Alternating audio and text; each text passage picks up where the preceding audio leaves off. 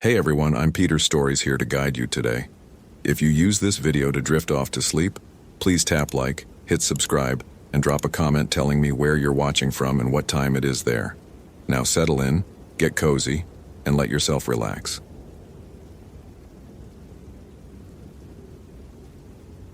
My name is Kevin Walsh, and I've been a forest ranger at Glacier National Park for exactly 8 months when I received the call that would change everything I thought I knew about the wilderness I'd sworn to protect. It was October 15th, 2018, and the autumn air carried that sharp bite that warned of the brutal Montana winter approaching fast. The call came through at 6:23 a.m. on my Motorola XTN 446 radio, crackling with the kind of desperation that makes your stomach drop before your brain even processes the words. Ranger Station, this is emergency dispatch. We have a code yellow. Missing hiker, Ashley Turner, age 22, last seen yesterday evening on the Highline Trail near Logan Pass. I was already lacing up my Danner Mountain Light boots when the follow-up came through my cell phone. The voice belonged to Mrs. Helen Turner, Ashley's mother, and it shook with the kind of raw terror that cuts straight through radio static and lodges itself in your chest. Please, you have to find her. Ashley never misses check-ins. Never. She was supposed to call at 8 last night, then again this morning. Her GPS tracker went dead at coordinates 48.6969, died again. 130.194 degree W around 9:30 p.m. Mrs. Turner's breathing was rapid, shallow. Something's wrong. I can feel it. I grabbed my standard SAR-pack. 72 pounds of gear, including my Garmin GPS Map 60 Forest, emergency medical supplies, rope, headlamp, and 2 days' worth of MREs. The October morning tasted of pine needles and impending snow, metallic and sharp on my tongue. As the newest ranger on staff, this was my chance to prove I belonged here, that I could handle whatever the Montana wilderness threw at me. The Highline Trail stretched ahead like a ribbon carved into the mountainside. 11 miles of exposed ledges and alpine meadows that could kill you with beauty or weather in equal measure. Ashley's last known position was near Devil's Chimney, a jagged rock formation that local Blackfeet tribes had always claimed was cursed ground. I'd laughed off the stories during orientation. Ancient superstitions had no place in modern park management. The first sign something was wrong came at mile marker 7. My peripheral vision caught movement in the tree line below, a flash of red that could have been Ashley's jacket. But when I trained my binoculars on the spot, the forest revealed only the skeletal remains of aspens, their bark scarred with symbols I didn't recognize. Crude scratches that formed patterns too deliberate to be natural, too fresh to be old. The scratches resembled no wildlife marking I'd studied. They formed interlocking circles with radiating lines like something between a compass rose and a ritual symbol. My breathing became shallow and rapid, as if I couldn't pull enough air into my lungs despite the high-altitude training I'd completed just months before. The temperature dropped 15 degrees in as many minutes. I keyed my radio. Base, this is Walsh. Found unusual markings at coordinates 48.6954 degree N, 113.7201 degree W. Requesting backup for expanded search pattern. Static answered me, then silence. The trail ahead split into 3 directions. The main path continuing toward Devil's Chimney, a steep descent into Hanging Valley, and an unmarked track that wound deeper into the wilderness than any official map showed. Ashley's GPS tracker had died somewhere along that ghost trail, in terrain that shouldn't exist according to every Park Service survey conducted since 1970. I chose the unmarked path. The forest changed as I descended. Lodgepole pines gave way to something older, their trunks twisted into impossible spirals that defied every principle of botany I'd learned. The air grew thick with the smell of decomposition and something else, something that reminded me of the metallic taste gathering in my mouth. Fear sweat began trickling cold down my neck despite the mountain chill. Then I found the first shrine. Stacked stones formed a crude altar, decorated with animal bones arranged in patterns that made my vision narrow to a tunnel, everything peripheral disappearing. At the base lay Ashley's water bottle, her initials still visible through a coating of what looked like dried blood.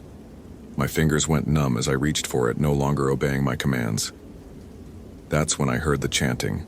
Low voices drifted through the forest, speaking words in no language I recognized but that somehow felt familiar, like half-remembered nightmares clawing their way to consciousness. The sound came from deeper in the woods, where the unmarked trail led to a clearing that appeared on no map. I should have called for backup, should have retreated to radio range and returned with a full team. Instead, I followed the voices toward whatever waited in that impossible clearing, driven by images of Ashley Turner that wouldn't leave my mind. A young woman who trusted the Park Service to keep her safe, whose mother's desperate voice still echoed in my ears. The clearing opened before me like a wound in the forest. 13 figures in hooded robes stood in a circle around a stone platform that seemed to absorb light rather than reflect it. In the center, Ashley Turner lay unconscious but breathing, her hiking clothes replaced by a white dress that looked like it belonged in another century. The cult members turned toward me in perfect unison, their movements synchronized in a way that violated every natural law. Beneath their hoods, their faces showed the telltale signs of the transformations I'd read about in classified reports. Reports I'd assumed were fiction until this moment. Elongated limbs, skin that rippled like liquid, eyes that reflected light like an animal's. "The new guardian arrives," spoke their leader, a woman whose voice carried the authority of someone who'd been dead for decades. Just as the prophecy foretold. What would you do in this situation? Would you keep searching or turn back? Let me know in the comments below and subscribe for more supernatural ranger stories.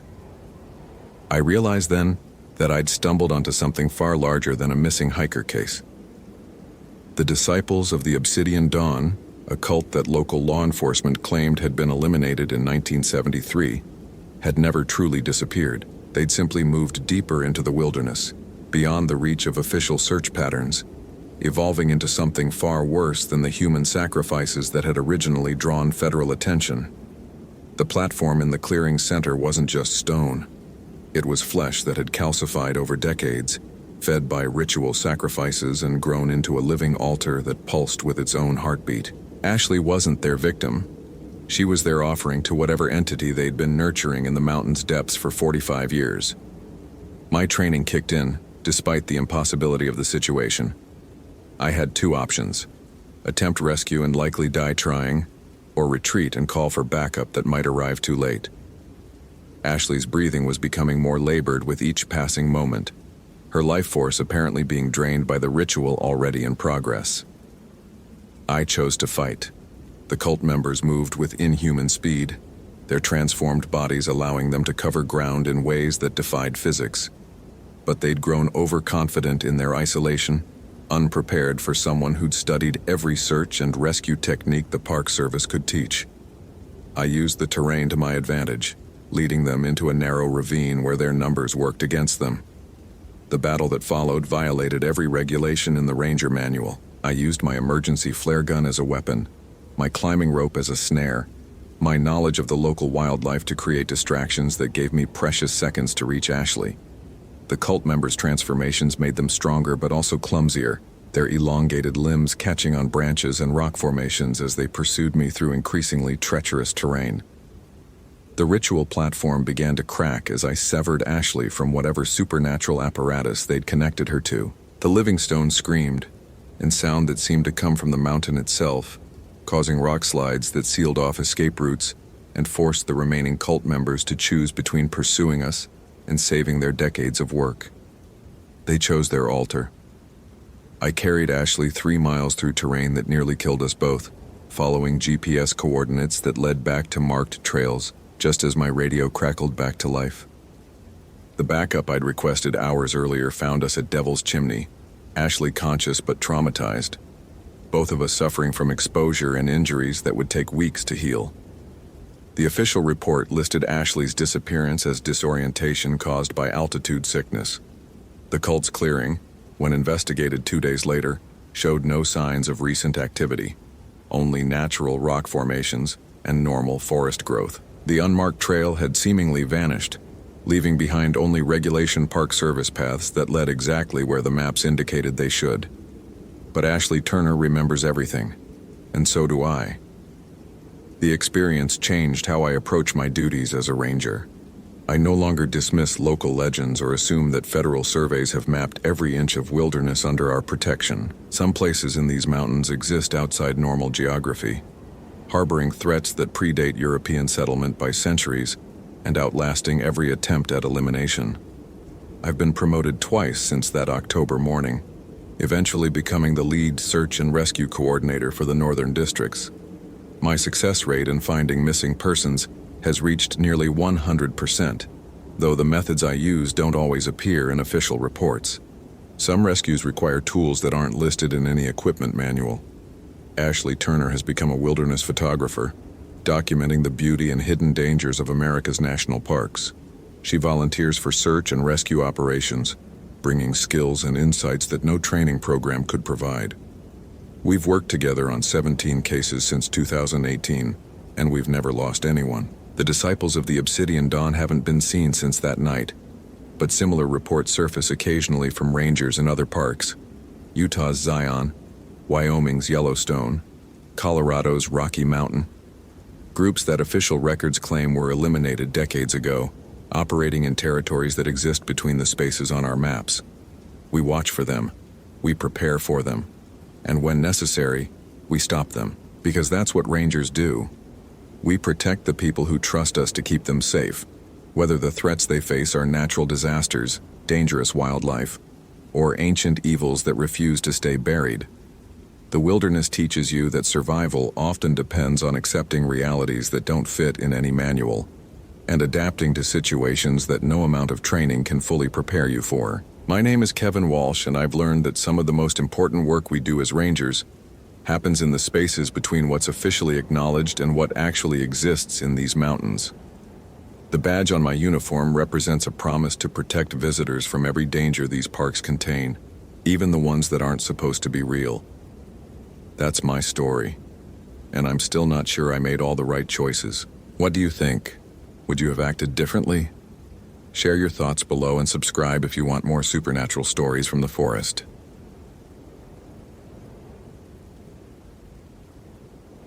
My name is Michael Rodriguez, and I've been a forest ranger at Sequoia National Park for 12 years. In that time, I've seen everything from bear attacks to flash floods, from lost hikers to domestic disputes gone wrong in the wilderness. But nothing, absolutely nothing, prepared me for what I discovered in the autumn of 2018. It started with a phone call at 6:47 a.m. on October 15th. The emergency dispatch crackled through my radio as I was checking my gear in the Lodgepole Visitor Center. The familiar weight of my Motorola XTS 5000 radio clipped to my tactical vest. The call came from a woman named Patricia Mitchell, and I could hear the raw terror bleeding through the static even before dispatch relayed her words. My daughter, Sarah. She's been missing since yesterday evening. She went hiking alone on the Big Trees Trail and never came back. Please, you have to find her. The desperation in that mother's voice hit me like a physical blow.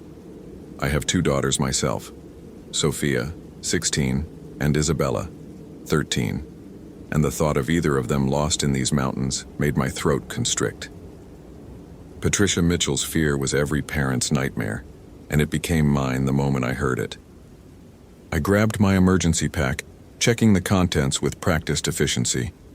First aid kit, emergency shelter, extra batteries for my GPS unit, water purification tablets, signal mirror, emergency blanket. My boots, Danner Acadius, that had carried me through thousands of miles of Sierra Nevada terrain, felt heavier than usual as I headed toward my patrol vehicle. The Big Trees Trail wasn't particularly dangerous, but it connected to a maze of less traveled paths that wound deep into the sequoia groves. If Sarah had wandered off the main trail, she could be anywhere in a 20-square-mile area of dense forest. Time was critical. October nights in the high country dropped below freezing, and hypothermia could set in quickly. I met Patricia Mitchell at the Crescent Meadow parking area. She was a woman in her early 50s with graying brown hair pulled back in a hasty ponytail. Her hiking boots were caked with mud, and her jacket was torn in two places. She'd clearly been searching through the night herself. When she saw my ranger uniform, her face crumpled with relief and renewed hope. "Sarah's 23, she said, her voice shaking as she handed me a recent photo. She's a graduate student at UC Davis studying forestry. She knows the woods, but she's been under a lot of stress lately with her thesis. I'm worried she might have taken risks she normally wouldn't.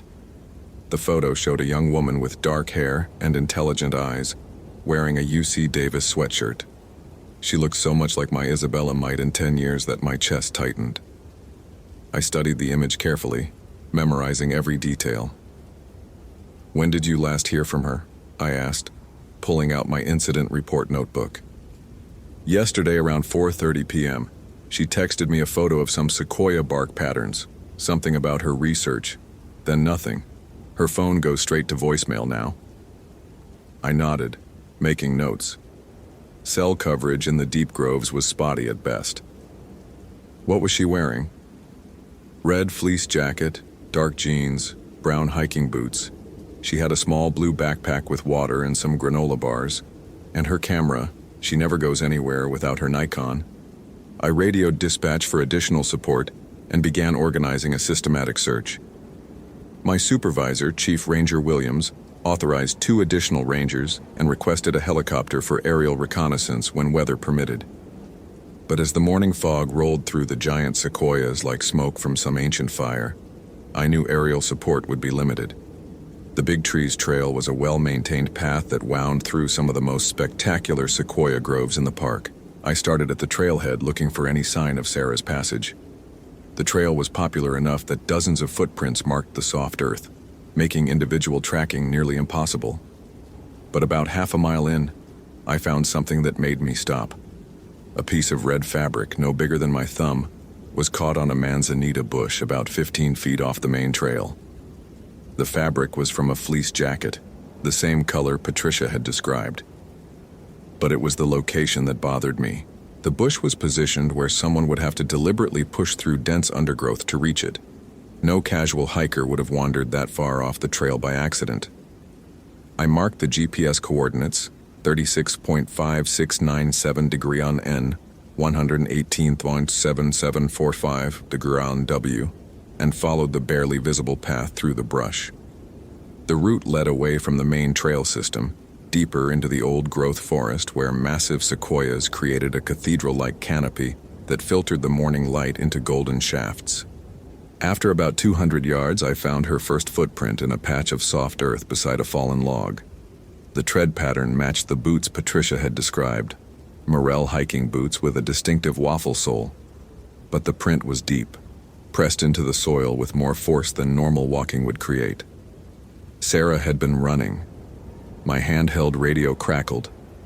"Unit 47, this is dispatch. Be advised we have a secondary concern regarding the missing hiker. UC Davis contacted us about Sarah Mitchell's research focus. She's been studying historical land use patterns, specifically related to early settlement sites. Some of her research involved controversial historical events." Copy, dispatch. "What kind of controversial events?" "Cult activity from the 1970s, the Crimson Dawn Collective. They were active in that area before federal intervention disbanded them in 1979. Sarah's been researching their environmental impact for her thesis." The name sent an icy finger down my spine. I'd heard whispers about the Crimson Dawn from older rangers, stories told in hushed voices around campfires. A religious cult that had established a compound somewhere in the park's backcountry before the land was officially designated. They'd been involved in unsavory practices, animal sacrifices, possibly worse. The FBI had raided their compound nearly 40 years ago, but the exact location had been deliberately obscured in official records. I followed Sarah's trail deeper into the forest, the sequoias growing larger and older around me. Some of these giants had been standing for over 2,000 years, silent witnesses to everything that had happened in their shadow. The air grew colder as I moved further from the main trail, and a strange smell began to permeate the forest. Something sweet and cloying that reminded me of overripe fruit mixed with smoke. Another footprint, this one showing a stumble. Sarah had caught herself with her hand against a tree trunk, leaving a small smudge of what looked like blood on the bark. My pulse quickened. She was injured, possibly being pursued. The forest around me seemed to hold its breath. Normal woodland sounds, the chatter of squirrels, the distant call of Steller's jays had faded to an unnatural silence. Even my radio had gone quiet, picking up only static when I tried to check in with dispatch. I found her camera about a quarter-mile further in. The Nikon D7500 was lying in a patch of ferns, its LCD screen cracked but the camera itself apparently undamaged.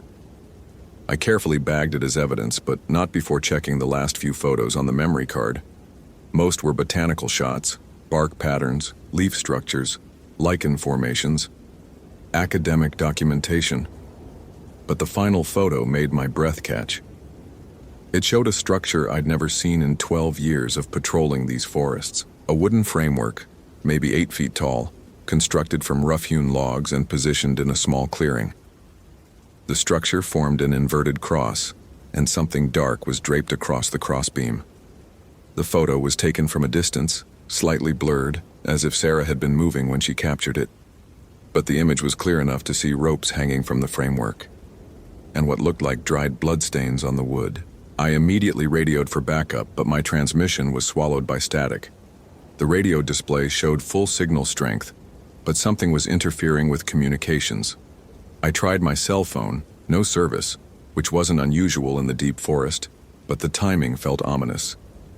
Following the direction indicated by the camera's viewfinder angle, I pushed through a thick stand of young sequoias and emerged into the clearing Sarah had photographed. The wooden structure dominated the space, roughly constructed but sturdy, positioned at the exact center of the clearing like some primitive altar. Up close, I could see that the dark stains weren't just on the wood. They soaked into the earth around the base in patterns that suggested repeated use. Fresh boot prints circled the structure, multiple sets, all wearing different tread patterns. Some were recent, made within the last day or two based on their sharp edges and lack of debris. Others were older but still relatively fresh. Someone had been using this place regularly. But it was what I found at the base of the inverted cross that made my hands shake as I photographed the evidence. A small pile of personal belongings, a woman's hiking boot, a torn piece of denim, a silver bracelet, and a UC Davis student ID card with Sarah Mitchell's photo. Sarah had been here, and she hadn't left on her own. I heard them before I saw them, voices low and rhythmic drifting through the trees from somewhere deeper in the forest. At first I thought it might be a search party, other rangers looking for Sarah, but the cadence was wrong. The voices rose and fell in unison, like a chant or prayer, and the words weren't English, or at least not any English I recognized. Every instinct screamed at me to wait for backup, to retreat and return with a full team. But the voices meant people, and people might mean Sarah was still alive. If there was even a chance she was being held somewhere close by, I couldn't wait. Not when every minute might be the difference between life and death. I followed the sound deeper into the forest, moving as quietly as possible through the undergrowth. My Glock 22 was secured in its holster, and I kept one hand near it as I advanced. The chanting grew louder, more distinct, and I began to make out individual words. Latin, maybe, or something that sounded like it. The rhythm was hypnotic, almost trance-like. The trees opened into another clearing, larger than the first, and what I saw there violated everything I thought I knew about this forest. A dozen people stood in a circle around a fire pit, their heads covered by dark hoods that obscured their faces. They wore simple brown robes that looked hand-stitched, and their feet were bare despite the cold ground. The chanting came from all of them at once, a low harmonic drone that seemed to vibrate through the earth itself. But it was what lay at the center of their circle that made me forget every protocol I'd ever learned. Sarah Mitchell was there, but not as I'd expected to find her. She was alive. I could see her chest rising and falling, but she was bound to a wooden frame similar to the inverted cross in the previous clearing. This one was upright, like a crude X, and Sarah's arms and legs were spread and tied to the frame with thick rope. Her red fleece jacket had been removed, leaving her in just a thin t-shirt and jeans. Even from my hiding position 30 yards away, I could see she was unconscious, her head lolling forward. At this point, I should have turned back. Every ranger knows you don't engage multiple suspects alone, especially when they're armed, and you don't know their intentions. But seeing Sarah bound and helpless triggered something primal in me, something that went beyond training and protocol. She was somebody's daughter, and if something happened to her because I chose caution over action, I'd never forgive myself. What would you do in this situation? Would you keep searching or turn back? Let me know in the comments below and subscribe for more supernatural ranger stories. I drew my sidearm and activated my emergency beacon, hoping it would penetrate whatever was interfering with radio communications. Then I moved closer, using the massive sequoia trunks as cover. 20 yards. 15. 10. That's when I got my first clear look at the people in the circle, and my blood turned to ice water in my veins. They weren't people. Not exactly. Oh, they had human shapes, human postures, human voices, but their skin was wrong. Too pale, almost translucent, with dark veins visible beneath the surface like ink spreading through water. And their hands, which I could see clearly as they gestured in time with their chanting, ended in fingers that were too long, too thin, with nails that curved into points. But it was their eyes that convinced me I was looking at something that had no business existing in the rational world. When one of them turned in my direction, I caught a glimpse beneath the hood of eyes that reflected light like an animal's, glowing with an inner phosphorescence that shifted from pale green to deep amber. The Crimson Dawn cult hadn't just disbanded in 1979. They'd become something else. I'd stumbled into a nightmare that had been hiding in these forests for decades, feeding on whatever unlucky hikers wandered too far from the marked trails. Sarah wasn't their first victim, and if I didn't act, she wouldn't be their last. The chanting reached a crescendo, and I watched in horror as one of the figures approached Sarah with something glinting in its two long fingers. A knife, the blade catching the firelight as it moved. Sarah stirred, her head lifting slightly, and I saw her eyes open wide with terror as she realized where she was. I didn't make a conscious decision to act. Training, instinct, and pure parental rage took over. "Federal Ranger! Everyone on the ground now!" I shouted, stepping out from behind the sequoia with my weapon drawn and trained on the figure with the knife. The effect was immediate and terrifying. Every hooded head turned toward me in perfect unison, and the chanting stopped as if someone had thrown a switch.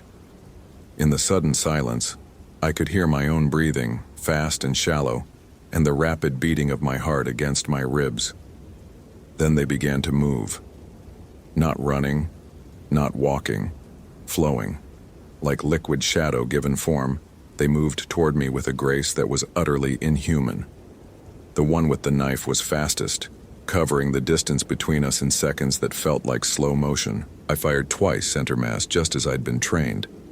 Both shots found their target punching through the brown robe and spinning the figure around. It didn't fall. It didn't even slow down. Instead, it looked down at the holes in its chest with what might have been curiosity, then continued advancing. I could see dark fluid seeping from the wounds, but it wasn't blood. It was thick and viscous, like motor oil, and it reflected the firelight with an iridescent sheen. I fired again, this time at the head. The shot took off the hood and revealed what had once been a human face, now twisted into something that belonged in a fever dream. The features were elongated, stretched like putty, and the mouth opened too wide, revealing teeth that had been filed to points. The bullet punched through its forehead and out the back of its skull, spraying black ichor across the ground. This time it fell, but the others kept coming. I emptied my magazine into the approaching figures, watching bullet after bullet find their marks with no visible effect. When the slide locked back, I dropped the empty mag and slammed in my spare, but I knew it wouldn't be enough. There were too many of them, and conventional weapons seemed useless against whatever they'd become. That's when Sarah screamed. Not a scream of fear or pain, but something else entirely. Something that cut through the air like a physical force and made every fiber in my body vibrate. The advancing figures stopped mid-stride, their heads turning back toward her with expressions of what looked like confusion. Sarah was no longer unconscious. Her eyes were open, but they weren't the same eyes I'd seen in the photograph her mother had shown me. These eyes glowed with the same phosphorescent light as the cult members, but the color was different. Where theirs shifted between green and amber, hers blazed with pure silver radiance. "You have no power here," she said. and her voice carried harmonics that seemed impossible from a human throat. "Your time is finished. Return to the darkness you crawled from." The cult members, or whatever they'd become, recoiled as if she'd struck them physically. Several fell to their knees, while others backed away toward the edge of the clearing. The one I'd shot in the head was already regenerating, the wound closing with wet, sucking sounds, but even it seemed afraid to approach Sarah now. "The blood pact is broken," Sarah continued, straining against her bonds. "The forest rejects you. I reject you." That's when I understood. Sarah hadn't just been researching the Crimson Dawn cult for her thesis. She'd been hunting them, and somehow, in whatever twisted ritual they'd been performing, she'd turned their own power against them. The ropes binding her to the wooden frame began to smoke and char, falling away as if burned through by invisible fire. Sarah stepped down from the frame, her feet touching the ground with a sound like thunder. The silver glow around her intensified, and I had to shield my eyes as she raised her hands toward the fleeing cult members. What happened next defied every law of physics I'd ever learned. The ground beneath the cult members' feet began to crack and split, revealing not soil and stone but empty darkness that seemed to stretch down forever. One by one, they fell, or were pulled, into those cracks, their screams fading as they disappeared into whatever void had opened to swallow them. When the last of them vanished, the cracks sealed themselves, leaving only scorched earth where they'd been. The silver radiance around Sarah flickered and faded, and she collapsed to her knees, suddenly looking very human and very exhausted. I holstered my weapon and ran to her, my training finally reasserting itself. She was conscious but weak, suffering from exposure and dehydration but otherwise unharmed. As I wrapped her in my emergency blanket and radioed for medical evacuation, my radio worked perfectly now. She looked up at me with normal brown eyes and smiled. "Thank you," she whispered. I wasn't sure I could hold them long enough for someone to find me. "Hold them?" I asked, helping her to her feet. "The binding ritual. They needed a specific type of person, someone with the right bloodline, the right sensitivity. But they didn't realize that bloodline worked both ways. I could channel the forest's power just as well as they could corrupt it." She paused, looking around the empty clearing. My great-grandmother was one of the original rangers who helped shut down the Crimson Dawn compound. She left me certain instructions, just in case they ever came back. 3 hours later, as the helicopter lifted Sarah and me out of the forest, I looked down at the sequoia groves and saw them as they truly were. Not just a wilderness preserve, but a living entity with its own form of consciousness. Something that had been wounded by the Crimson Dawn decades ago and had finally found a way to heal itself. Sarah recovered fully, completed her thesis, and went on to become a park ranger herself. She never spoke publicly about what happened in that clearing, and neither did I. Some stories are too dangerous to tell, too impossible for most people to believe, but I know the truth. The forest itself chose Sarah to be its champion, just as it had chosen her great-grandmother before her. And somewhere in the vast wilderness of Sequoia National Park, ancient powers still stir, watching and waiting for anyone foolish enough to threaten the balance between the human world and the deeper mysteries that lurk in the shadows between the trees. My name is Michael Rodriguez, and I've been a forest ranger for 14 years now. I've seen things that would challenge anyone's understanding of reality, but I've also learned that sometimes the wilderness has its own ways of protecting itself, and sometimes, if you're very lucky, it chooses to protect you too. As for the Crimson Dawn cult, their compound was never found despite extensive searches. But sometimes when I'm patrolling the deepest parts of the forest, I catch a whiff of that sweet, cloying smell that reminds me of overripe fruit mixed with smoke. When that happens, I make sure to radio in my position and keep moving. Because even though Sarah banished them back to whatever darkness spawned them, I've learned that some evils are patient enough to wait for the right opportunity to return. The forest remembers everything, and now, so do I. Did you enjoy this supernatural encounter? What would you have done differently? Let me know in the comments, and don't forget to subscribe for more terrifying tales from the wilderness.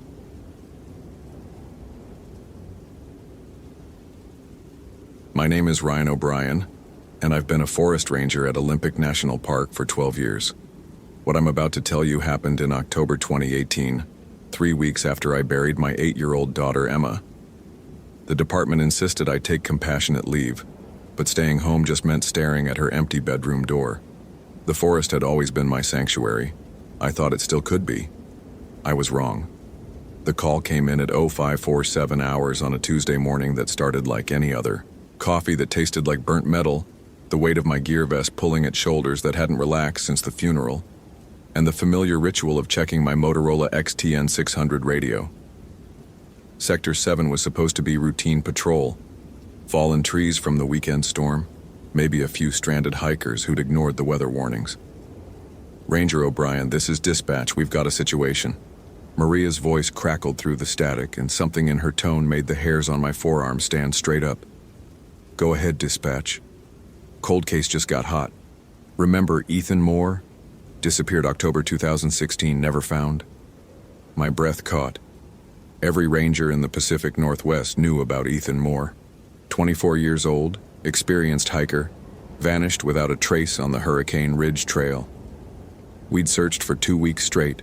Dogs, helicopters, thermal imaging, nothing. His parents had eventually accepted he'd fallen into one of the deep ravines, maybe been dragged away by wildlife. Case went cold. What's the development, Maria? Hiker found his backpack this morning, North Fork Quinault Trail, about 6 miles in. Here's the weird part, Ryan. The pack looks like it was dropped yesterday. No weather damage, no animal chewing. And there's... She paused, and I could hear papers rustling. There's fresh blood on the straps. My fingers tightened around the radio until my knuckles went white. The North Fork Trail was nowhere near Hurricane Ridge. That was 15 miles of dense forest and 2 river crossings. No way a backpack sits undisturbed for 2 years, then suddenly appears in perfect condition. I'm en route. What's my backup situation? You're flying solo today. Jenkins called in sick. Martinez is dealing with that bear problem near Lake Cushman. Can you handle this? I should have said no. Should have waited for backup, followed protocol. But Emma's voice echoed in my head. The way she'd always asked me to tell her ranger stories, eyes wide with wonder about the mysteries hiding in the deep woods. Finding answers had become my obsession since losing her. I can handle it. The drive to North Fork Quinault took 43 minutes, my Ford Ranger churning through mud and fallen branches left by the storm. October in Olympic was brutal. Temperatures dropping into the 30s at night, daylight fading by 6 p.m. The Douglas firs towered over everything like ancient sentinels, their branches so thick they blocked most of the sky. Even at midday, the forest floor stayed trapped in perpetual twilight. I found the civilian who'd discovered the pack waiting at the trailhead. Jerry Hutchins, 62, retired Boeing engineer, pale as parchment and shaking despite his heavy jacket. I've been hiking these trails for 30 years, Jerry told me, his voice barely above a whisper. Never seen anything like this. The pack was sitting right in the middle of the trail, like someone had placed it there on purpose. He led me to the location, exactly 3.7 miles in, according to my GPS. The trail curved around a massive cedar trunk, and there it was, navy blue JanSport backpack, sitting upright against a moss-covered boulder. The fabric looked factory fresh, no fading, no water stains, no tears from thorns or animal claws. But the blood was real. Dark crimson streaks across the shoulder straps, still tacky to the touch. My latex gloves came away sticky. The metallic smell hit the back of my throat, mixing with the earthy scent of decomposing leaves and the sharp bite of cedar sap. Did you touch anything? I asked Jerry. Just enough to check the name tag. Soon as I saw Ethan Moore, I backed away and called you guys. I photographed everything from 6 different angles, then carefully opened the main compartment. Inside, energy bars with 2016 expiration dates, a water bottle still half full, a park map with Hurricane Ridge circled in red ink, and a digital camera. The camera's timestamp showed the last photo taken on October 15, 2016 at 14:32. The image made my stomach drop. It was Ethan, smiling at the camera, but the background wasn't Hurricane Ridge. It was this exact spot. The same boulder, The same cedar tree, the same curve in the trail.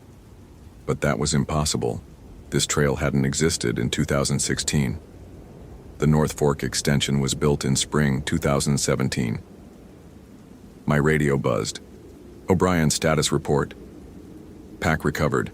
Sending photos to headquarters. Maria, I need you to pull the construction records for North Fork Quinault Trail extension. Copy that. Anything else? I stared at the photo display on the camera, scrolling through dozens of images. All of them showed Ethan in locations that shouldn't have existed when he disappeared. My throat felt lined with sandpaper. Yeah, I'm going to need that backup after all. But as I keyed the radio to confirm, static filled the channel. No response. I checked my signal.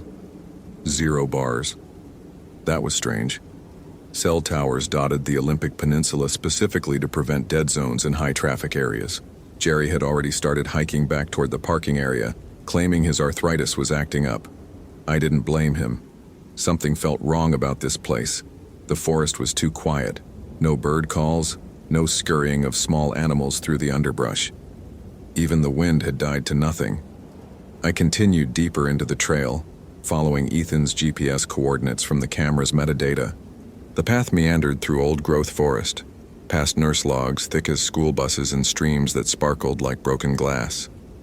But every 100 yards or so, I found another piece of evidence. A water bottle cap, bright blue plastic that should have been bleached white by 2 years of weather. A granola bar wrapper that crinkled like it had just been opened. A torn piece of flannel shirt caught on a low branch, the fabric still holding the scent of human sweat and something else. Something chemical and sharp that reminded me of hospital disinfectant. The trail ended at a clearing I'd never seen before, though I'd supposedly patrolled this sector dozens of times. 50 yards of flat ground surrounded by a perfect circle of Douglas firs, like nature had carved out an amphitheater. In the center sat a concrete structure half buried under decades of moss and fern growth. It looked like a bunker. My boots squelched through mud as I approached. The concrete was old, military grade, with the faded remnants of yellow radiation symbols stenciled near what appeared to be an entrance. Rust-eaten steel doors hung open on broken hinges, revealing a darkness so complete it seemed to swallow my flashlight beam. The smell hit me like a physical blow. Rotting meat mixed with chemicals, ozone, and something else. Something that made the primitive part of my brain scream warnings about predators and death. I should have left. Should have marked the coordinates and called for a full investigation team. But Emma's voice whispered in my memory. Dad, what's the scariest thing you ever found in the forest? I'd always told her there was nothing to fear in the woods. That rangers were there to protect people, to solve mysteries, to bring families closure. I'd lied to my daughter my entire life, and now she was gone. The least I could do was find out what happened to Ethan Moore. I drew my service weapon, a Glock 22 that felt pathetically inadequate against whatever was hiding in that bunker, and descended into the dark. The stairs were metal grating, corroded, but still solid. My flashlight revealed walls lined with pipes and electrical conduits, most of them dark with age and moisture. Emergency lighting fixtures hung from the ceiling like dead insects. 20 steps down, the stairs ended at a long corridor that stretched beyond my light's reach. Doors lined both sides of the hallway. Most were sealed, but 3 stood open. The first room contained banks of computer equipment from the 1980s, screens dark, keyboards yellow with age. Papers scattered across the floor showed partial text, Project Prometheus classification level, and subjects showing unprecedented adaptability. The second room was living quarters, bunk beds, lockers, a small kitchen area, everything covered in that thick, moist moss that grew in places where sunlight never penetrated. But the beds had been slept in recently, sheets pulled back, pillows still bearing the impression of human heads. It was the third room that made me understand why they'd abandoned this place. Cages. Dozens of them, each one large enough to hold a person. The metal bars were bent outward, twisted like taffy by something with incredible strength. Scratch marks gouged deep into the concrete walls, not from human fingernails, but from claws that must have been 6 inches long. A clipboard hung from a nail beside the door. The top sheet was a medical evaluation form dated September 23, 1987. Patient designation, Subject 7. Notes in careful handwriting. Demonstrates enhanced physical capabilities. Bone density increased 340%. Muscle mass doubled. Intelligence quotient now estimated above 200. Recommend immediate termination of experiment. Subject has begun showing signs of aggressive territoriality and predatory behavior.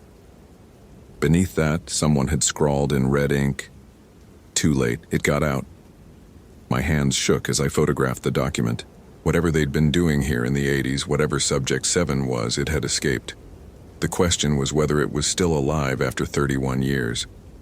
The answer came as I turned to leave the room. Ethan Moore stood in the doorway. At least it had been Ethan once.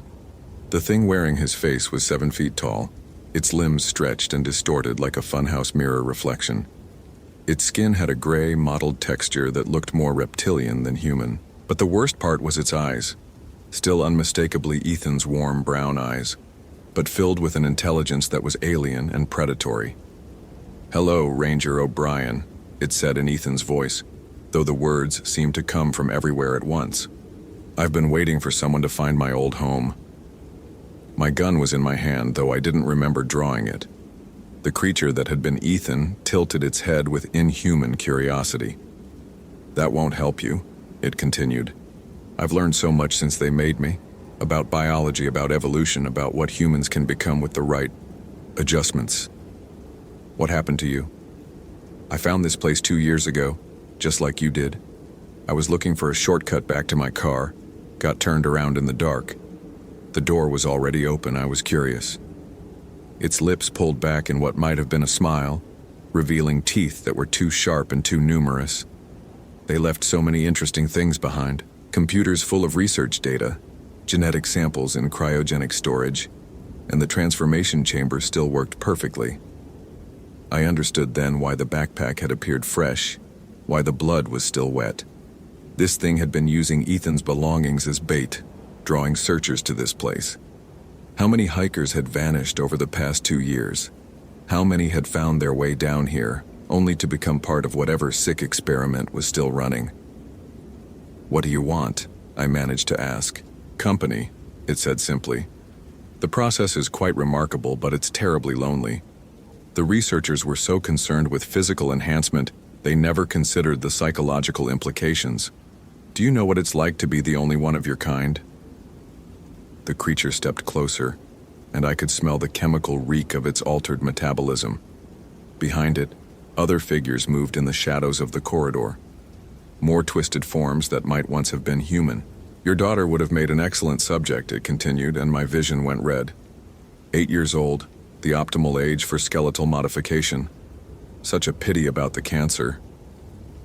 I emptied my clip into its chest. The bullets punched holes through its torso, black fluid spraying across the concrete walls. But it just looked down at the wounds with mild interest, watching them seal themselves closed. "Enhanced healing factor," it explained conversationally. "One of the more useful improvements. Though I must say your emotional response was quite predictable. Grief makes humans so wonderfully irrational." That's when I remembered the emergency protocols from my first year as a ranger. Every government facility built during the Cold War had the same fail-safe system. I'd seen the documentation during orientation. If containment was breached, if experiments went wrong, there was always a way to sterilize the site. The control panel was 50 yards back down the corridor, hidden behind a locked cover marked with radiation warnings. My lockpicking kit got me through the simple mechanism in 30 seconds. Inside was a single red button labeled Emergency Containment Protocol, Authorization Required. I didn't have authorization. I wasn't military, wasn't a scientist, wasn't anyone important enough to make this kind of decision. But Emma's face floated in my memory, and I thought about how many other children would never get the chance to grow up if these things escaped into the wider world. The creature calling itself Ethan was still talking, explaining the intricacies of genetic modification, while its companions closed in from both ends of the hallway. I tuned it out and focused on the small text below the button. Activation initiates thermal sterilization sequence. Facility will be sealed and heated to 3,000 degrees Fahrenheit. All biological matter will be eliminated. I pressed the button. Alarm started screaming immediately. Red lights flashed along the corridor, and a computerized voice began counting down from 10 minutes. The creatures suddenly stopped their casual approach, the predatory intelligence in their eyes replaced by very human panic. "What have you done?" Ethan's voice had lost its conversational tone. "My job," I said, and ran for the stairs. I made it to the surface with 3 minutes to spare. Behind me, the bunker sealed itself with blast doors that rose from the ground like metal curtains. The creatures threw themselves against the barriers, their enhanced strength useless against steel designed to contain nuclear weapons. The thermal pulse, when it came, was visible even through the earth. A flash of white light erupted from ventilation shafts, followed by a low rumble that shook the trees. Superheated air vented through hidden outlets, turning the morning mist into steam. It was over in 60 seconds. The clearing fell silent except for the normal sounds of forest life returning. Birds calling, squirrels chattering, wind moving through the branches. Nature filling the vacuum left by something unnatural. My radio crackled back to life as I reached the main trail. "O'Brien, where the hell have you been? We lost contact for over 6 hours. 6 hours. It had felt like 30 minutes, but my watch confirmed it. The sun was setting, painting the forest in shades of gold and amber. "I found Ethan Moore," I radioed back. "Case closed." What would you do in this situation? Would you keep searching or turn back? Let me know in the comments below and subscribe for more supernatural ranger stories. I filed my report as a routine recovery operation. Hiker remains located and cremated due to advanced decomposition and biohazard concerns. The backpack went into evidence storage with the other personal effects that families never quite knew how to process. I never mentioned the bunker, never mentioned Subject 7 or the transformation chamber or the fact that somewhere in a classified filing cabinet, government researchers were probably still wondering what happened to their most successful experiment. The official story was that Ethan had fallen into a sinkhole that subsequently collapsed, sealing his remains underground. Natural causes, case closed, family gets closure. Sometimes the truth isn't worth the questions it would raise, but I knew better. I'd seen what happens when humans try to improve on evolution, when scientific curiosity overrides ethical constraints. I'd seen what we become when we surrender our humanity in pursuit of perfection. The cost of that knowledge was higher than I'd expected. The nightmare started 3 days later. Visions of Emma transformed, her sweet laugh replaced by something predatory and cold. My marriage ended 2 months after that, Sarah claiming I'd become a different person, distant and paranoid. She wasn't wrong. The man who'd descended into that bunker wasn't the same one who came out. I'd saved the world from something monstrous, but I'd become monstrous myself in the process. The kind of person who could incinerate living beings without hesitation, who could lie to grieving families, who could sleep soundly knowing he'd made the hardest choice possible. 6 months later, I transferred to a desk job in Olympia. No more forest patrols, no more mysterious disappearances, no more chances to discover things that should stay buried. I tell myself it's enough, that some mysteries are meant to remain unsolved. But late at night, when the city is quiet and I'm alone with my thoughts, I remember the creature's words about loneliness, about being the only one of its kind, and I wonder if Subject 7 was really the last of them, or if there are other facilities out there, other experiments that succeeded. I wonder if somewhere in the deep woods enhanced humans are still evolving, still waiting for the right moment to reclaim a world they think they've outgrown. And I wonder if the next ranger who finds evidence of their existence will have the strength to do what needs to be done. That's my story, and I'm still not sure I made the right choices. What do you think? Would you have acted differently? Share your thoughts below and subscribe if you want more paranormal ranger experiences. My name is Ryan O'Brien, and these are the things we never talk about in the service. The prices we pay for keeping the world safe from what's hiding in the dark places. The choices that haunt us long after the case files are sealed. Some secrets are worth keeping, even when they destroy us in the process.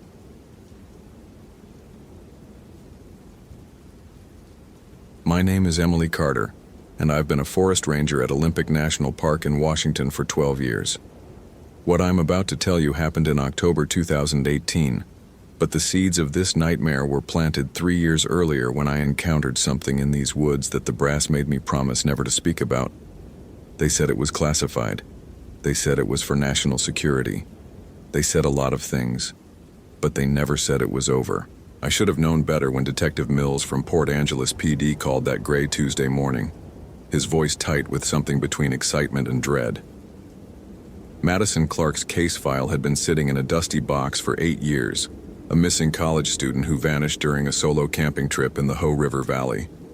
20 years old, blonde, last seen at the Salt Duke Hot Springs Visitor Center buying trail mix and asking about backcountry permits. "We found something, Carter," Mills said, and I could hear him rustling papers through the phone. Hiker discovered Madison's backpack yesterday, about 6 miles up the Hoh River Trail. Problem is, it wasn't there 3 weeks ago when Search and Rescue did their annual sweep of that exact area. My coffee mug paused halfway to my lips, steam curling up into the fluorescent lights of the ranger station. 8-year-old evidence doesn't just materialize. The muscles between my shoulder blades began to tighten, a familiar tension that had nothing to do with bad posture and everything to do with the memories I'd spent 3 years trying to bury. "You sure about the timeline?" I asked, though I already knew Mills was meticulous. He'd been the lead detective on Madison's case from the beginning, and it had haunted him the way some cases do, the ones that don't make sense, the ones that leave too many questions. "Positive. GPS coordinates logged, photos documented. Carter, there's something else." His voice dropped. "The backpack. It's in perfect condition. No weather damage, no animal interference. Like it was placed there yesterday." I set down my coffee cup with hands that had started to tremble. Through the station window, Olympic's ancient Douglas firs swayed in a wind I couldn't hear, their branches creating shadows that seemed to move independently of their source. 3 years ago, I'd learned that some shadows in these woods had nothing to do with trees. "I'll be there in an hour," I said, already reaching for my gear. The Hoh River Trail stretched into the forest like a gray tongue, swallowed by cedars and hemlocks that had been growing since before Columbus. I'd walked this path hundreds of times, knew every route that might catch an ankle, every creek crossing that turned treacherous after rain. But today, the familiar felt foreign. The air tasted different, metallic, like the moment before lightning strikes. Mills was waiting at mile marker 6 with 2 Port Angeles officers and a crime scene photographer. The backpack sat on a makeshift evidence tarp, a splash of pink fabric against the dark earth. REI brand barely faded, with Madison Clark's name written in black Sharpie on the internal tag. I pulled on latex gloves and crouched beside it, my knees popping in the October cold. No tears, no claw marks, I observed, running my fingers along the zippers. Hell, the buckles aren't even dirty. "Gets weirder," Mills said, consulting his notebook. "Contents are exactly what her roommate said she packed. Granola bars with expiration dates from 2010. Water bottle still sealed. Sleeping bag that smells like her fabric softener. Even found her journal." He handed me a small, spiral-bound notebook, pages filled with Madison's careful handwriting. I flipped to the last entry, dated 3 days before her disappearance. Day 2 in the backcountry. Something's not right here. The other campers at Salt Duke mentioned seeing lights in the forest that don't belong. Military helicopters during the night. Jake thinks I'm paranoid, but I swear someone's been watching our campsite. The bottom dropped out of my stomach. Military helicopters. 3 years ago, I'd seen those same helicopters, black and unmarked, landing in a restricted area 15 miles northwest of here. I'd been investigating reports of strange animal behavior when I stumbled onto something that still gave me nightmares. A research facility that officially didn't exist, conducting experiments that officially never happened. "Mills," I said carefully, "I need to see the exact location where this was found." The spot was unremarkable, a small clearing beside the trail where hikers often stopped to rest. But as I knelt in the damp leaves, something caught my eye. Pressed into the earth were tracks, but not from any animal in these woods. three-toed with elongated digits that ended in what looked like claws. Each print was nearly 8 inches long, pressed deep enough to suggest something much heavier than a human. But it was the spacing between the tracks that made my throat tighten. They were too far apart for a bipedal gait, but there were only 2 lines of prints. Whatever made these moved on 2 legs and had a stride length of nearly 4 feet. "You getting this?" I called to the photographer, pointing at the tracks. He nodded, but when I looked at his camera display, the tracks weren't visible. Just an empty patch of forest floor. "Try again," I said, my voice sharper than intended. Same result. The tracks that I could see clear as day simply didn't exist in the photographs. This was the kind of thing that had gotten me in trouble 3 years ago. Seeing evidence that technology couldn't confirm, reporting incidents that created files marked classified, and conversations that ended with warnings about my career. Mills walked over, squinting at the ground where I was pointing. "Carter, I don't see anything." But I did. And I was starting to remember why I'd requested a transfer out of the backcountry after my last encounter with the impossible. Some things in these woods didn't want to be found. Some things in these woods shouldn't be found. "Let's expand the search perimeter," I said, standing and brushing dirt from my knees. If Madison's backpack appeared here after 8 years, maybe there's other evidence. We spread out in a 50-yard radius, but it was my partner Rodriguez who made the next discovery. He'd been with the Park Service for 6 months, transferred from Yellowstone with recommendations that praised his tracking skills and attention to detail. Those skills were about to be tested. "Emily," he called from a cluster of old-growth cedars, "you need to see this." What he'd found was a campsite, not visible from the trail, hidden behind a natural screen of fallen logs and Devil's Club, but clearly used recently. A ring of stones circled cold ashes, and around the perimeter someone had constructed what looked like warning markers, skulls and bones from forest animals, arranged in patterns that made my eyes water when I tried to focus on them. But it was what hung from the cedar branches that made Rodriguez step back, his face pale despite his naturally dark complexion. Pieces of fabric, shredded and bloody, hung like prayer flags in the still air. And threaded through them like some macabre art installation were human teeth. "Jesus," Rodriguez whispered. "How many people?" I counted carefully, my ranger training overriding the part of my brain that wanted to run. 12 incisors, 8 canines, 16 molars. More than one person, but the teeth weren't old. Some still had roots attached with tissue that looked fresh. Very fresh. Mills appeared at my shoulder, took one look at the display, and immediately got on his radio. "This is Detective Mills, badge number 44701. I need a forensics team at the Hoh River Trail, mile marker 6, approximately 200 yards southeast of the trail. We have what appears to be multiple homicide evidence." While Mills coordinated with his department, I studied the campsite more carefully. The arrangement wasn't random. The bone markers formed a rough circle, and within that circle the ground was different. Not just disturbed, it was darker, almost black, as if something had soaked into the earth over time. I pulled out my multi-tool and scraped away the surface layer.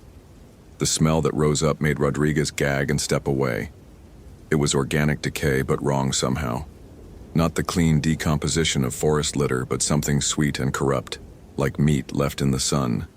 And beneath the black earth, something gleamed white. "Mills," I called. "We need to stop digging and call this in to the FBI. This isn't just a local missing person case anymore." But even as I said it, I knew the federal authorities wouldn't find what I was seeing, just like the tracks that didn't photograph, just like the shadows that moved independently of their sources. This was connected to my classified encounter 3 years ago, and that meant whatever was happening here operated outside normal investigative channels. As if summoned by my thoughts, the sound of helicopter rotors began to echo through the forest canopy. But these weren't Coast Guard search and rescue helicopters. These were the unmarked black aircraft I remembered from 3 years ago, appearing with the kind of timing that suggested someone had been monitoring our radio communications. "Everyone needs to step away from the campsite," I said, my voice carrying the authority of 12 years in the wilderness. "Now," Mills looked at me like I'd lost my mind. "Carter, this is an active crime scene. We're not..." The first helicopter touched down in the clearing beside the trail, and 6 figures in black tactical gear emerged before the rotors had fully stopped. No unit patches, no name tags, no badges. Just the kind of professional efficiency that suggested military training and authority that didn't require explanation. The leader approached our group with the measured pace of someone accustomed to compliance. Mid-40s, gray hair cropped short, eyes that took in everything and revealed nothing. When he spoke, his voice carried a slight southern accent and the tone of someone who expected to be obeyed. "I'm Agent Cross with the Department of Interior's Special Investigations Unit. This area is now under federal jurisdiction. I need everyone to gather their equipment and return to the trailhead immediately." Mills stepped forward, his detective badge held high. "This is a Port Angeles PD investigation into a missing person case. You can't just—" "Detective Mills," Cross interrupted, somehow knowing the man's name without having seen identification. "Madison Clark's disappearance intersects with an ongoing national security matter. Your cooperation is appreciated and mandatory." I watched this exchange with growing dread, remembering how my own encounter 3 years ago had been classified and buried. The same polite efficiency, the same non-negotiable authority, the same suggestion that some questions were too dangerous to ask. But this time I wasn't going to walk away. "Agent Cross," I said, stepping forward. "I'm Senior Ranger Emily Carter. I've been working these woods for 12 years, and I think Madison Clark stumbled onto something she shouldn't have seen. If you want my cooperation, I need to know what we're dealing with." Cross studied me for a long moment, and I had the unsettling feeling he was accessing files in his head, reviewing information about me that I'd hoped was buried. Finally, he nodded. "Ranger Carter, you're coming with us. Everyone else returns to the trailhead and submits to debriefing. What happens here doesn't get discussed, doesn't get reported, and doesn't get remembered. Is that clear?" Mills started to protest, but Cross's team was already moving, herding the local law enforcement back toward the trail with professional politeness that brooked no argument. Within minutes, I was alone with 6 federal agents in a forest that suddenly felt much larger and much more dangerous. "3 years ago," Cross said once the others were gone, "you filed a report about unusual activity in the restricted zone near Blue Glacier. That report was classified and you were reassigned. Do you remember why?" Of course I remembered. I'd been tracking elk that were behaving strangely, avoiding certain areas, moving in patterns that suggested they were being herded by something. The trail had led me to a research facility hidden in a box canyon, surrounded by enough security to guard Fort Knox. Through night vision binoculars, I'd watched things that my mind still struggled to process. "I remember being told it was for national security," I said carefully. "It was, and still is." Cross gestured toward the campsite. "Madison Clark found what you found, but unlike you, she didn't report it through proper channels. She started asking questions, taking pictures, posting on social media about government conspiracies and secret experiments." He pulled out a tablet and showed me Madison's Facebook page from 8 years ago. The posts were exactly what he'd described. Blurry photos of helicopters, complaints about military presence in national parks, theories about illegal research. The kind of posts that most people would dismiss as paranoid rambling. "So you silenced her," I said, the words coming out flatter than I intended. "We tried to. Standard protocol. Bring her in, explain the situation, get her to sign confidentiality agreements. But she ran. Disappeared into the backcountry before we could make contact. We assumed she died of exposure or animal attack. Case closed. File archived." Cross paused, looking up at the canopy where helicopter rotors were still beating steady rhythms. "But yesterday her backpack reappeared, and this morning our perimeter sensors detected a breach in the restricted zone. Something got out, Ranger Carter. Something that's been contained for 8 years just broke free. The pieces were falling together in ways that made my stomach clench. Madison hadn't died of exposure 8 years ago. She'd found something, been captured by something, and had been missing ever since. And now that something was free, and it had kept her backpack as a trophy." "What exactly escaped?" I asked. Cross was quiet for so long I thought he might not answer. When he finally spoke, his voice had lost its professional distance. Project Chimera was shut down in 2010 after containment failures. Genetic modification research combining human DNA with adaptive traits from apex predators. The goal was enhanced soldiers, stronger, faster, more resilient than normal humans. He gestured toward the bone markers surrounding the dark patch of Earth. This is what we were afraid of. Subject 7 broke containment 8 years ago, just as Madison Clark was asking too many questions. We thought we'd lost both of them in the wilderness. But Subject 7 survived, and it's been learning. The implication hit me like a physical blow. Madison Clark hadn't just disappeared. She'd been taken by something that was part human, part engineered predator. And for 8 years, that thing had been living in the deep wilderness, evolving, adapting, possibly experimenting on other victims. How many people have gone missing in this area since 2010? I asked. Cross consulted his tablet. Officially, Madison Clark was the only unexplained disappearance. Unofficially, we've been monitoring 17 cases across 3 counties. Hikers, campers, hunters, all in areas adjacent to the original containment zone. 17 people. And now their remains were arranged like trophies around a campsite that technology couldn't properly photograph. Whatever Subject 7 had become, it was intelligent enough to stay hidden and methodical enough to keep hunting. Where is it now? I asked. We don't know. That's why you're here. Cross pointed deeper into the forest toward areas of Olympic that rarely saw human visitors. Subject 7 knows these woods better than anyone except maybe you. We need someone who can track it, predict its movements, help us reestablish containment before it makes its way to populated areas. The rational part of my mind was screaming warnings. This was exactly how my last encounter with classified projects had started. A simple request for help that had turned into months of nightmares and years of mandatory therapy. But the ranger part of my mind, the part that had sworn to protect these forests and the people who use them, couldn't walk away from 17 missing people. What happened to the original research team? I asked. Dead.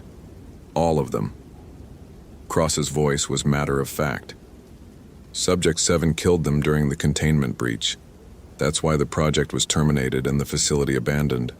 We thought the subject had died in the wilderness, but obviously, we were wrong. He handed me a file folder marked with classifications I didn't recognize. Inside were photographs that made my hands shake, not from fear, but from recognition. The creature in the photos looked almost human from a distance, but the details were all wrong.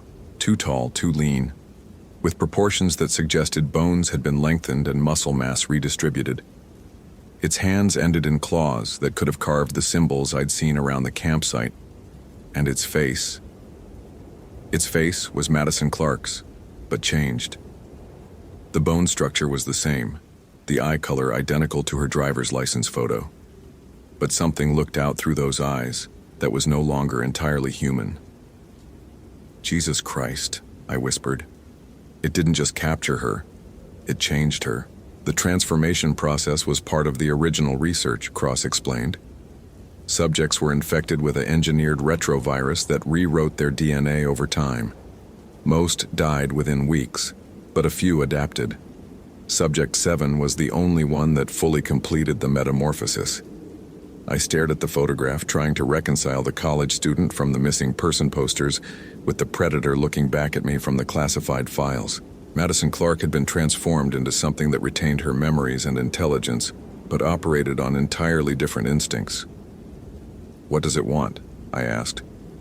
Based on behavioral analysis, it's trying to reproduce. The genetic modifications included enhanced reproductive capabilities, but it needs compatible hosts. That's probably why it's been taking people. It's experimenting, trying to create others like itself. The bone markers around the campsite suddenly made more sense. Failed experiments. People who hadn't survived the transformation process.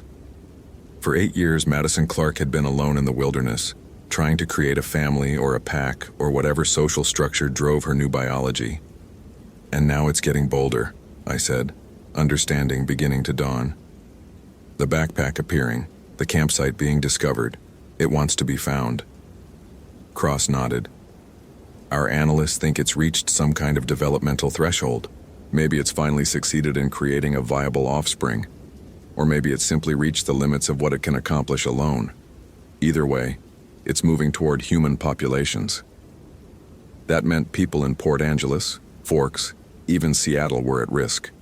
Whatever Madison Clark had become, she was intelligent enough to plan and strong enough to execute those plans. And she had 8 years of wilderness survival experience that made her nearly impossible to track through conventional means. "I'll help," I said, closing the file folder. "But I want full disclosure this time. No more classified surprises, no more need-to-know restrictions. If I'm going to track this thing, I need to know everything." Cross considered this for a moment, then nodded. "Agreed. But understand, Ranger Carter, that knowledge comes with consequences. After this is over, you'll never be able to return to normal duties. Some information changes you permanently." I thought about the 17 missing people, about Madison Clark's 8 years of isolation and transformation, about the possibility of this situation expanding beyond the wilderness. Some choices don't really feel like choices at all. "Let's go hunting," I said. "What would you do in this situation?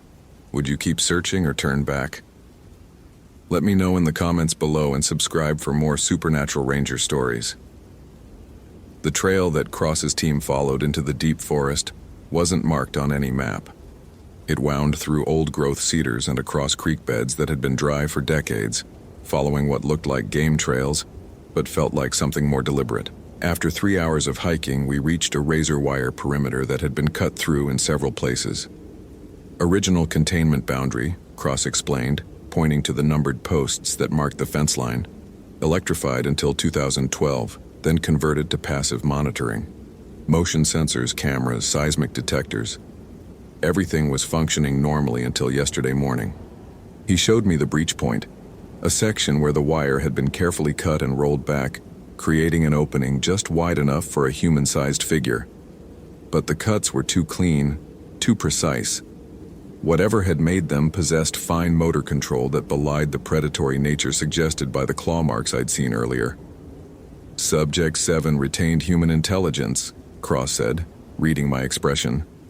"Enhanced it, actually. IQ tests before transformation showed Madison Clark was gifted but not exceptional. Post-transformation behavioral analysis suggests she's operating at near-genius levels." Beyond the perimeter, the forest changed. It was subtle at first, trees growing in slightly unnatural patterns, understory vegetation that seemed more lush than it should be in October. But as we hiked deeper, the changes became more pronounced. The very air felt different, thicker somehow, with an ozone smell that reminded me of electrical storms. "Environmental contamination," Cross explained when I mentioned it. "The original research involved atmospheric dispersal of genetic modification agents. Most of it broke down after the facility was abandoned, but some areas still show elevated readings. That explained the plant growth, but it didn't explain the complete absence of wildlife. In 12 years of ranging these forests, I'd never encountered an area so devoid of animal life. No bird calls, no rustle of small mammals, no insects. Just an unnatural silence that made our footsteps sound unnaturally loud. After another hour, we reached the facility, or what was left of it. The complex had been built into the side of a ridge, camouflaged so well that it was invisible until you were almost on top of it. Concrete and steel construction, designed to withstand both natural disasters and human attack.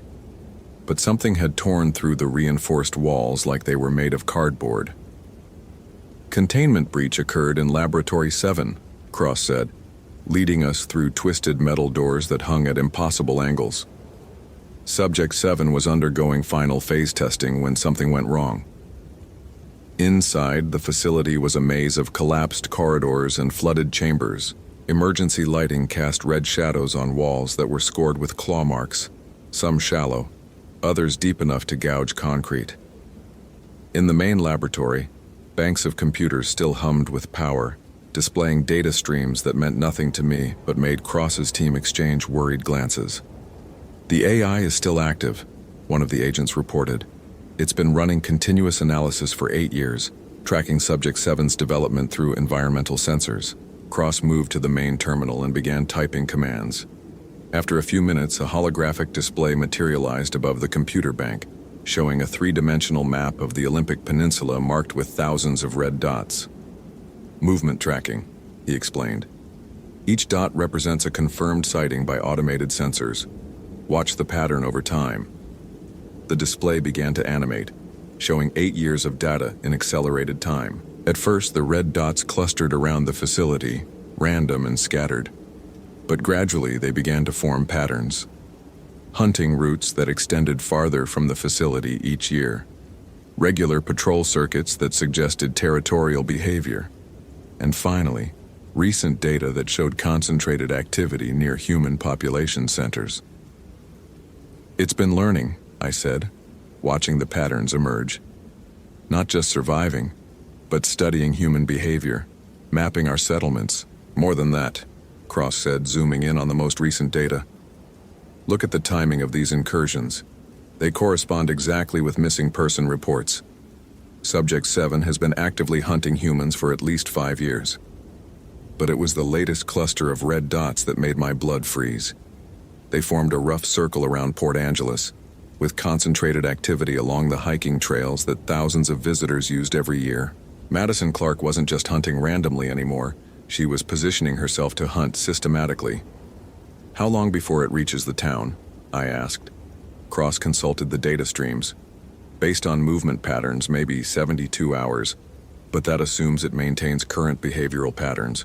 If it's accelerating its development cycle, it could be much sooner.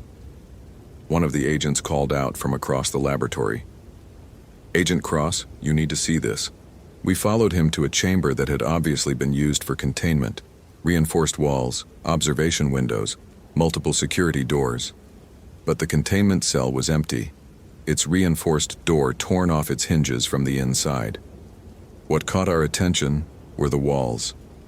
Every surface was covered with writing, not carved with claws, but written in what looked like blood. The handwriting was small and precise, covering every available space with text that hurt to look at directly. Not because it was illegible, but because it was too legible, too organized, too obviously the product of a mind that had spent 8 years in solitary confinement with nothing to do but think. Can you read any of it? Cross asked. I moved closer, squinting at the cramped text. Most of it seemed to be scientific notations, formulas, calculations, genetic sequences, but scattered throughout were personal entries that read like journal posts. Day 847. The hunger is getting stronger. Not for food, but for connection. The loneliness is worse than the physical changes. I remember being human, but those memories feel like stories someone told me about another person. Day 1203. Successful integration with local ecosystem. Deer population has adapted to my presence. They understand I'm not their predator. I'm something new. Something better. Day 2156. The facility AI continues to provide educational resources, advanced biochemistry, genetic engineering, behavioral psychology. I'm learning things that would have taken decades in graduate school. Evolution is an accelerated process when you have the right tools. Day 2847. I understand the purpose now. They created me to be the first but not the last. I'm supposed to reproduce, to create others. But the process requires careful selection. Not everyone can survive the transformation. The final entry was dated just 3 days ago. Day 2.912, time to end the isolation. I've learned everything I can from solitude. The next phase requires interaction with my original species. They'll resist at first, but they'll understand eventually. Everyone wants to evolve. She's been planning this for 8 years, I said, stepping back from the wall. The missing hikers, the failed experiments. She's been perfecting the transformation process, and now she thinks she's ready for large-scale implementation. Cross was already on his radio, calling for additional teams. But I knew it was too late for traditional containment. Whatever Madison Clark had become, she'd had 8 years to study human behavior and 8 years to plan. She wouldn't be caught by conventional military tactics. We need to get ahead of her, I said. Think like she thinks. Where would she go to find the most suitable subjects? Cross pulled up a map of the area on his tablet. Population centers are obvious targets: Port Angeles, Forks, Sequim. But she's been avoiding direct confrontation with large groups. Her hunting pattern suggests she prefers isolated individuals or small groups. I studied the map, thinking about Madison's psychology before and after transformation. College student, outdoorsy, social, but not reckless. She'd chosen Olympic National Park for her original camping trip because it offered solitude and natural beauty. Now, as something no longer entirely human, where would she go to find people who reminded her of her former self? The campgrounds, I said suddenly. She's not hunting randomly, she's hunting people like herself. Young, adventurous, outdoorsy types who come to the park for the same reasons she did 8 years ago. Cross nodded slowly. Halloween weekend is coming up. University groups, hiking clubs, adventure tourism. The campgrounds will be full of exactly the demographic she's been targeting. The realization hit us both at the same time. Halloween weekend in Olympic National Park meant hundreds of young people camping in remote areas, many of them alone or in small groups. For something that had spent 8 years perfecting predatory techniques, it would be like a hunting preserve stocked with ideal prey. We have maybe 24 hours to find her before she reaches the main camping areas, Cross said. After that, we're looking at a mass casualty event. But even as he said it, we both knew the conventional approach wouldn't work.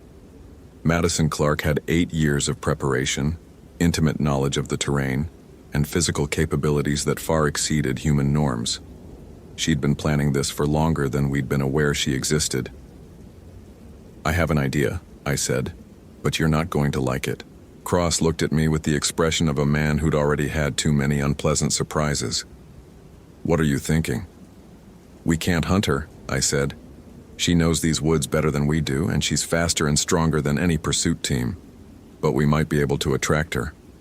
Bait, Cross said, understanding immediately. You want to use yourself as bait. Not just me, all of us. But we need to make her think she's hunting us, when actually, we're leading her where we want her to go. I pointed to the facility map on his tablet. This place has containment protocols that were designed for something exactly like her. If we can lure her back here, we might be able to trap her. Cross was already shaking his head. Too risky. Subject 7 has had 8 years to study this facility. She knows every weakness, every exit, every system. Maybe, but she also has 8 years of emotional attachment to this place. Look at those wall writings. This is where she became what she is. It's not just a prison to her, it's her birthplace. If we can trigger the right psychological response, curiosity might override caution. The plan was insane, but it was the only plan that had any chance of preventing mass casualties. And deep down, I knew there was another reason I wanted to face Madison Clark directly. 3 years ago, I'd walked away from the impossible without understanding what I'd seen. This time, I needed to finish what had been started. All right, Cross said finally, but we do this by the book. Full containment protocols, redundant backup systems, and if anything goes wrong, we evacuate and call in an airstrike. Agreed, I said, though I suspected that if anything went wrong, evacuation wouldn't be an option. We had 18 hours to prepare a trap for something that had spent 8 years learning to hunt humans. The odds weren't good, but they were the only odds we had. The sun was setting by the time we'd established our perimeter around the facility. Cross's team had managed to restore partial power to the containment systems, and the AI had been reprogrammed to respond to our commands instead of continuing its endless analysis of Subject 7's behavioral patterns. I'd positioned myself at the main entrance, carrying equipment that had been carefully selected to make me look like a solo researcher rather than part of a military operation. The story was simple. I was a graduate student conducting follow-up research on the abandoned facility, unaware of any danger. The kind of vulnerable, isolated target that Madison Clark had been hunting for years. Remember, Cross said through my earpiece, you're not trying to capture her. Just get her inside the facility where we can activate containment. If she suspects a trap, abort immediately. But as darkness fell over the Olympic wilderness, I realized that Madison Clark wasn't going to fall for any deception. She'd been hunting humans for 8 years, and she'd survived in these woods by being smarter and more careful than anything that tried to hunt her in return. When she finally appeared, it was nothing like I'd expected. She didn't emerge from the forest like a stalking predator. She didn't use stealth or surprise or any of the tactics that the military profiles suggested. Instead, Madison Clark simply walked up the main trail to the facility, moving with the confident stride of someone returning home after a long absence. In the dying light, she looked almost human. Tall and lean, with blonde hair that hung past her shoulders and clothes that might have belonged to any backcountry hiker. But there were subtle wrongnesses that became more apparent as she drew closer. Her movements were too fluid, like she had additional joints in places where humans didn't. Her proportions were slightly off, as if someone had taken a human form and stretched it by 10% in every direction, and her eyes reflected light like an animal's.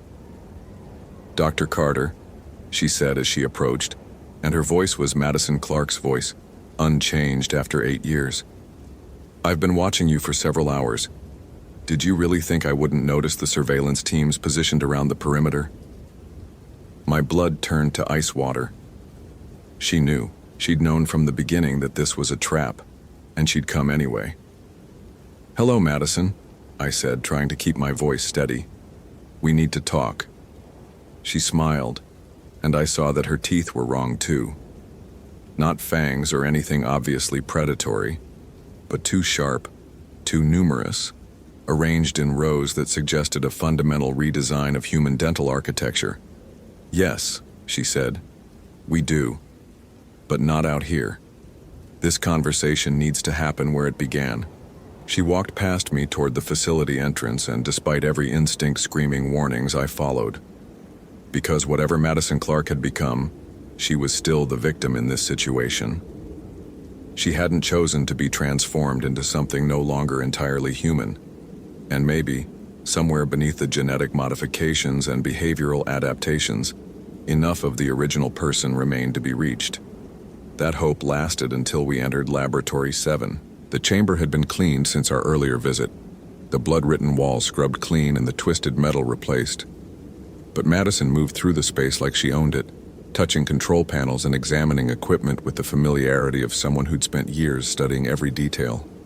"You can tell your teams to come inside," she said without turning around. "All 6 agents positioned around the building, plus Agent Cross in the control room. I know they're there because I've been studying their behavioral patterns for the past 3 days." I pressed my earpiece to respond, but Madison's hand was suddenly on my wrist, moving faster than human reflexes could follow. Her grip was gentle but unbreakable, and her skin felt wrong, too warm, with a texture that suggested scales rather than flesh. "Radio silence from here on," she said. "This is between us." "What do you want, Madison?" I asked. "I want you to understand," she said, finally turning to face me fully. Up close, the changes were impossible to ignore. Her facial structure had been altered, with a pronounced brow ridge and cheekbones that created deep shadows around her eyes. Her neck was longer than it should be, and when she moved her head, I could see muscle definitions that didn't exist in normal human anatomy. But her eyes were still human. Intelligent, lonely, and filled with a sadness that 8 years of isolation hadn't diminished. "Understand what?" I prompted. "Why I did this," she said, gesturing to the laboratory around us. "Why I've been taking people, experimenting, trying to create others like myself. You think I'm a monster, and by human standards, maybe I am. But humans aren't the end point of evolution, Dr. Carter. They're just another step in the process." She moved to a bank of computers and began typing commands. Images appeared on the wall displays, genetic sequences, biological models, projection analyses that were far beyond my understanding. "The transformation isn't random," she continued. "It's directed evolution, accelerated through genetic modification, but guided by conscious intelligence. I've become something new, something better adapted to survive in environments that would kill ordinary humans." "But the people you've taken," I said, "the ones who didn't survive the transformation, they were murdered." Madison's expression didn't change. "They were volunteers who didn't understand the risks. Evolution has always been a process with casualties. The strong survive, the weak perish, and the species advances. I'm simply applying conscious direction to a process that nature handles through random selection. That's not evolution, I said. That's genocide. Is it? Madison turned back to the displays, showing projections that made my stomach clench. Climate change is accelerating. Ocean acidification, atmospheric toxicity, resource depletion. Within 50 years, the environmental conditions on Earth will be hostile to current human biology. But my modifications allow survival in those conditions. Enhanced immune system, improved toxin resistance, greater physical resilience. I'm not creating monsters, Dr. Carter. I'm creating the next version of humanity. The logic was horrifying in its rationality. Madison Clark hadn't become a mindless predator. She'd become something far more dangerous. A visionary who genuinely believed she was saving the human species by transforming it into something no longer recognizably human. The people in the campgrounds, I said. You're planning to transform them whether they consent or not. Consent is a luxury that species can't afford when facing extinction, Madison replied. Every person I transform increases the chances that humanity, in some form, will survive the coming environmental collapse. They'll resist initially, but they'll thank me eventually. When the oceans boil and the atmosphere becomes toxic, my creations will be the only humans left alive. She was completely sincere. 8 years of isolation had allowed her enhanced intelligence to develop a worldview that justified any action in service of her perceived greater good. She saw herself not as a predator but as a savior, and that made her infinitely more dangerous than any mindless monster. Madison, I said carefully, you're talking about forced transformation of hundreds of people. That's not salvation, that's mass murder. Death is temporary, she said, touching a control panel that brought the facility's containment systems online. Evolution is permanent, and the process has already begun. The laboratory doors sealed themselves with a sound like a bank vault closing. Emergency lights bathed everything in red, and I could hear the hum of machinery coming online throughout the facility. But it wasn't trapping Madison. It was trapping me. You see, Madison continued, I've spent the last 3 days studying you specifically, Dr. Carter. Your psychological profile, your physical fitness, your genetic markers. You're an ideal candidate for transformation. Strong enough to survive the process, intelligent enough to understand its necessity, and isolated enough that your disappearance won't trigger immediate investigation. I backed toward the sealed door, but Madison made no move to follow. She didn't need to. Whatever she'd done to the facility's systems had turned Laboratory 7 into an inescapable prison. The process will take approximately 72 hours, she said, moving to another control panel. The initial viral infection is painless. You'll feel like you have a mild flu for the first day. The genetic restructuring begins on day 2, and that's significantly more uncomfortable. But by day 3, you'll start to understand what you're becoming. Aerosol vents opened in the walls, and I could see a faint mist beginning to fill the chamber. The transformation virus, engineered 8 years ago and perfected through experimentation on 17 unwilling subjects. Cross, I shouted into my earpiece, but got only static in response. Madison had disabled communications along with the door controls. Agent Cross and his team are fine, Madison said. They're locked in the control room where they'll remain until the transformation is complete. I need witnesses to document the process, but I don't need them interfering. The mist was getting thicker, and I could taste something metallic in the air. My lungs were burning, and I could feel my throat beginning to close. Whatever the transformation virus was, it worked fast. Why me? I gasped. Madison smiled again, and for just a moment, she looked like the college student from the missing person photos. Because you're the only person who's seen what I've become and hasn't run away. That suggests you have the psychological resilience necessary to complete the transformation. Most people break during the process, but you're stronger than most. She was right about one thing: I wasn't running. Not because I was brave, but because there was nowhere to run to. The laboratory was sealed, the virus was in my lungs, and in 72 hours, I would either be dead or transformed into something like the creature standing before me. But Madison had made one critical error. She'd assumed that I was alone, that Cross's team was just passive observers locked in the control room. She didn't know about the secondary containment protocols that I'd helped design 3 hours earlier. "Madison," I said, my voice getting rougher as the virus took hold, "there's something you need to know about this facility." "What's that?" she asked, genuinely curious.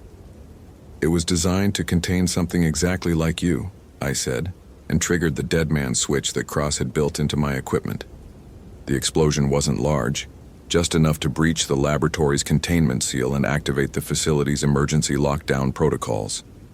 But it was sufficient to flood Laboratory 7 with a concentrated burst of electromagnetic energy that disabled every electronic system in the room, including the life support systems that had been keeping Madison's enhanced metabolism stable. She collapsed instantly, her modified biology unable to function without the technological support she'd built into the facility.